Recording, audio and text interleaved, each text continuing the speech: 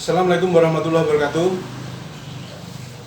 Selamat berjumpa lagi di acara ngaji hukum kecil-kecilan. Artinya untuk orang kecil, bukan untuk orang besar. Ya. Pada sore hari ini, seperti biasanya kita hanya akan mengangkat satu tema, yaitu CV. Satu pokok bahasan, yaitu CV.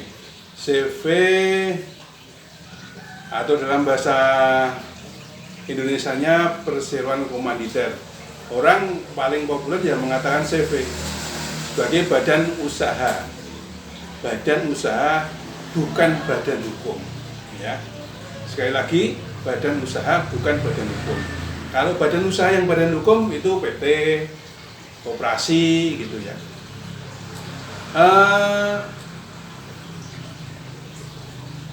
Dahulu CV ini pendiriannya sangat sederhana, cukup gampang. Tinggal datang ke notaris, 2 orang minimal kan, yang satu nanti jadi direkturnya, yang satu pasif, gitu. Istilah bakunya yaitu persero aktif, persero pasif. Persero aktif adalah yang mengurusi CV sehari-hari. Kemudian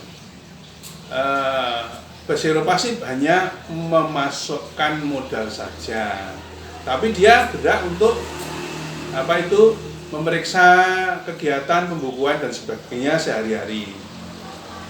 Nanti keuntungannya dibagi berdua antara yang aktif sama yang pasif.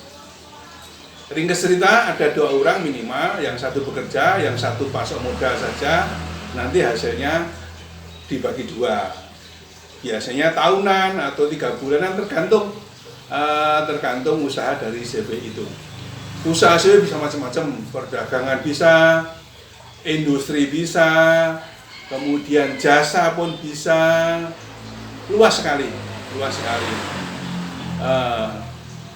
Akan tetapi pada sekarang ini, mulai tahun 2018 akhir, itu semua CV itu sepertinya harus didaftar ulang. Tidak cukup datang ke notaris, kemudian disahkan oleh pengadilan seperti zaman dulu. Sekarang justru harus datang ke notaris, bikin akta penyesuaian atau perubahan, nanti akan dilanjutkan dengan pencatatan pendaftaran melalui Sabu di bawah Departemen Hukum dan HAM. Ya. Jadi sampai Jakarta. Akhirnya di sana nanti setelah kita melakukan pencatatan pendaftaran akan memperoleh surat keterangan pencatatan pendaftaran. Itu bagus CV yang lama, yang kemarin-kemarin telah didirikan sebelum ada peraturan baru ini. Kalau yang sekarang, kalau mau didirikan PT baru, CV baru, ya datang ke notaris, pesan namanya apa, kemudian nanti minimal 2 orang, yang satu aktif, yang satu pasif, kemudian didaftarkan di Departemen Hukum melalui aplikasi Sabu, kemudian nanti dapat SKT, surat keterangan terdaftar. Belum cukup sampai di situ, nanti akan jenengan selaku pendiri CV akan melanjutkan mengurus namanya NIB.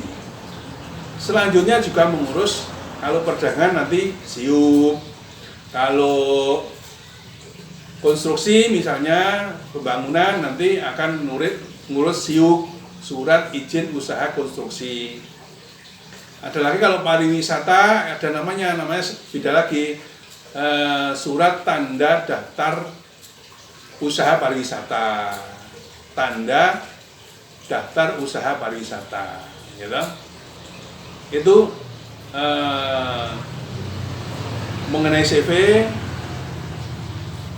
Pengantar bagian pertama, nanti akan kita lanjut lagi supaya nggak bosan pada waktu-waktu yang akan datang. Bagian kedua, apa saja usaha, bagaimana pernik-pernik masalah yang ada di CV, nanti kita bahas berikutnya. Terima kasih Anda telah memperhatikan. telah mengikuti ngaji hukum untuk orang kecil. Wassalamualaikum warahmatullahi wabarakatuh.